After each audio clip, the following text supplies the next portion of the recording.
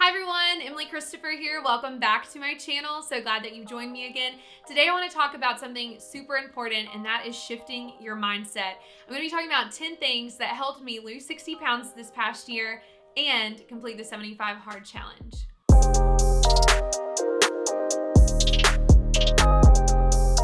All right, the first thing is you have to write out your goals. One of the most important things that I did was see the areas in my life that I wanted change, something that I needed to be shifted, somewhere that I needed to make progress in, and I wrote those things out. And every single day I looked at them. I put them in a place where I would see them and where I would be able to keep myself accountable because I had written them down. Number two, you have to take ownership of what you want to be changed. So I had to understand in my mind that I was not living a victim mentality, that I was going to conquer these things, I was going to stick to them. And so with that, I had to take ownership. Nobody is going to make you do this. Nobody is going to make you become a better person. You have to make the decision to do that. And so I had to understand that it was all on me. I was the one who was going to have to get up earlier. I was the one who was going to have to meal prep. I was the one who was going to have to get my butt up and put myself into action. Number three, letting go of toxic things in your life. There are so many things that work against us constantly from getting to the next level in our life. And unfortunately, sometimes we have to identify those blocks, those things that are negative, those things that are toxic, and you have to release them. For me, a lot of that was unforgiveness. I was really struggling with forgiving somebody in my life. And until I decided that I could no longer let that person keep me prisoner and that it was blocking a lot of me moving forward, I had to release it. I had to forgive them. And once I did that, everything shifted. And yes, it is a daily thing that we have to do. I wish forgiveness was just this one-time moment where we snapped our fingers and everything went away, all the bitterness, the resentment, but it's something you have to work at. And when you work at it every day, it will become easier and easier for you to let things go and to release them. And whenever those feelings of unforgiveness, bitterness, or anger come over you, you have to make a decision in the moment to release forgiveness and to extend that forgiveness over that person or that situation. Number four, this ties in with the last point, but you have to stop blaming others. All of us have had people do us wrong. We have had people let us down. We've had people who have hurt us, but we can only place blame on them for so long. It feels really good at first, right? To just be like, I'm this way because this or that. And those are truths. Yes, something bad happened to you, and that might be the way that you struggle with something, or that might be why you deal with things the way you do. However, at some point, we do have to take ownership. We have to stop putting blame and say, okay, I'm responsible for my healing. I'm responsible to change my life. I'm responsible for making decisions that are going to better me and stop holding me back from what I'm supposed to do in life. So you have to stop blaming other people. Number five, be gentle and compassionate with yourself. We're all on a journey, and some days we're going to knock it out of the park. Some days we're going to struggle, but you have to be compassionate and gentle with yourself.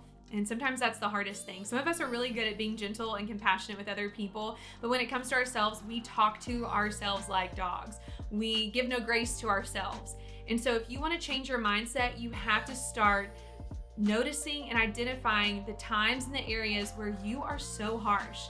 I know a lot of us speak to ourselves internally in a way that we never would another human being. So you need to stop and pause and start asking yourself, whoa, is that something I would ever say out loud to another human?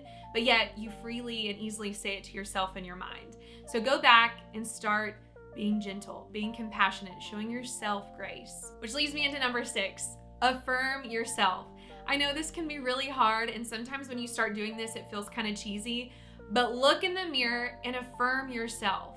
There are great qualities about yourself. You are amazing. You are capable. You are competent. And sometimes we have to teach ourselves to receive those things. A lot of us have what I like to call our receiver is broken. It's really hard for you to receive compliments from somebody, and especially yourself. But if you want to do that, you need to start affirming yourself. It is so powerful for you to look in the mirror and own the things that are great about you. If you're not going to do it for yourself, then how are others going to do it as well? How are they going to accept those wonderful things? You have a gift inside of you, and you need to recognize it. And yes, there's going to be days where you feel awful and you don't want to look in the mirror and cheer yourself up. But sometimes you're your only cheerleader. There are so many people, you have toxic people all around you. You have broken people who are actually dragging you down. So what you have to do is encourage yourself and then let that go over to other people. Could you imagine what the world would look like if we all loved ourselves and then turned around and loved other people? I know it's this huge concept and sometimes we overanalyze it, but truly love yourself and then that will help you love other people as well. Number 7, learn how to be grateful.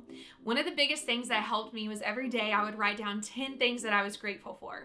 And sometimes they were these big things and sometimes they were very small. Like, I'm thankful for my meal last night. It was delicious. It was good. I got to go out with friends and laugh. And then sometimes it was really big things. Like, I'm so thankful for grace and healing. I'm so thankful that I was actually vulnerable and honest with myself.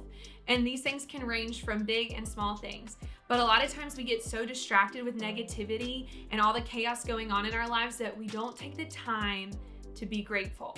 And I promise you, everything will start to shift in your mindset when you learn how to be thankful for what you have. You will begin to see and open up your eyes to all of the beauty in your life.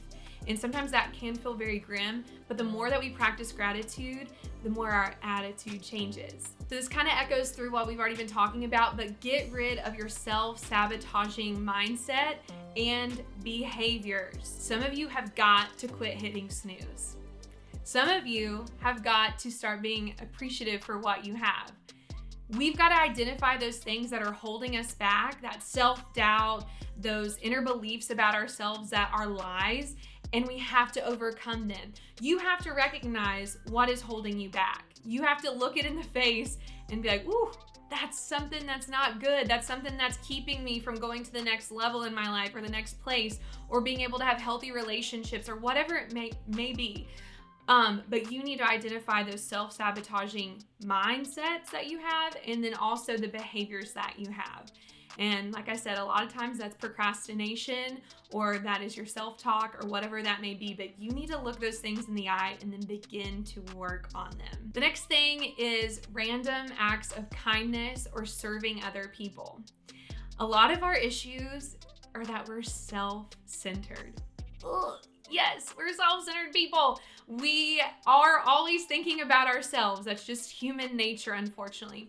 So whenever I begin to take all this attention off of myself and worrying about what other people are thinking or saying about me, and I begin to serve and love and show kindness to other people, suddenly everything begins to change. I'm not thinking about me all the time. The world is not revolving around me, and sometimes that's a hard pill to swallow, let's be honest. But if you begin to serve other people, you will see so much more beauty. When we live in community, when we love others, there is something that just happens, some kind of beautiful connectivity, because we're meant to live together. We're meant to do life together. And so find somewhere for you to give back, somewhere where you can serve, somewhere where you can begin to see things and perspectives differently. Because a lot of times we get into this little bubble where we only see what is this one reality. When we cut off other people from other experiences. I know for me, it's essential that I see other perspectives, that I am around people who do not look like me, who do not work at the same job that I have, who don't even like the same things that I like. And again, we gravitate to those kind of things, right? But sometimes you need to get out of the box and start spending time with other people.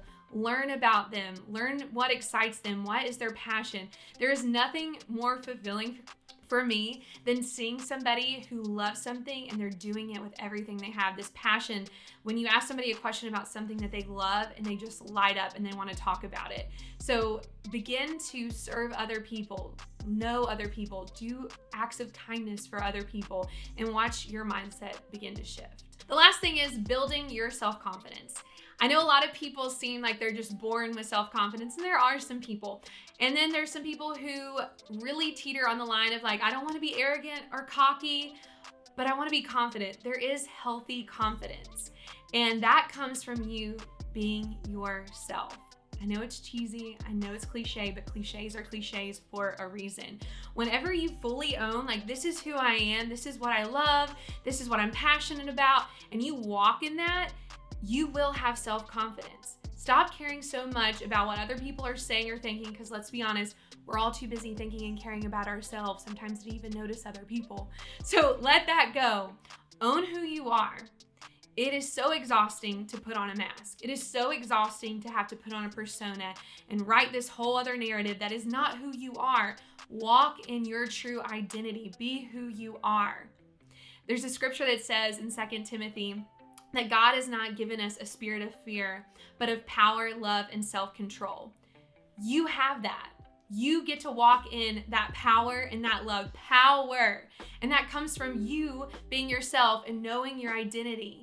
And so own it. Walk in it. I hope these were helpful for you guys. Feel free at any time to connect with me on Instagram. You can follow my personal account, Emily B. Christopher, or my health and wellness account at M_Tensity. I want to hear from you guys. What are some things that helped shift your mindset and get you to the next place? Make sure you comment below and let me know what those things are.